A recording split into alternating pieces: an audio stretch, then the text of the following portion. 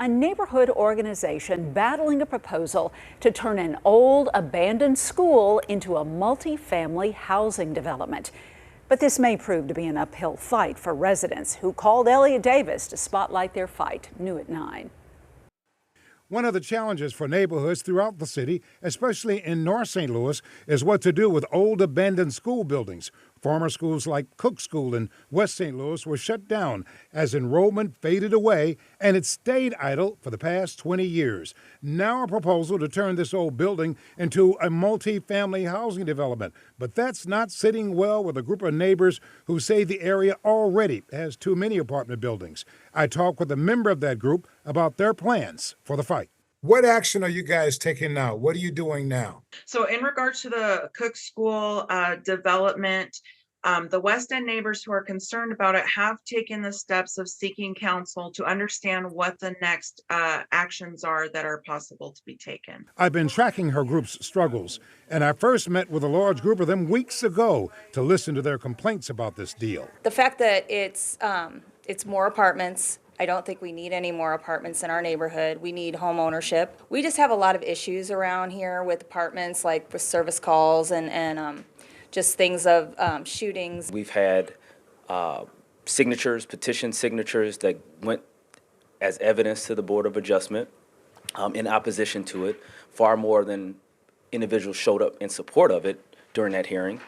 One of those not on the same page as these residents is their St. Louis Alderwoman, Shamim Clark Hubbard. In her letter to the city's Board of Adjustment supporting the project, she wrote, "I'm writing in support of WJL Services and Will Lieberman for his ongoing efforts towards the redevelopment of the former Cook School and to propose market-rate family rental housing units." She further wrote, "We realize its future potential is extremely limited. Most importantly, without the conversion of this building into housing, we believe the many hardships on this property will prevent it from being redeveloped at all."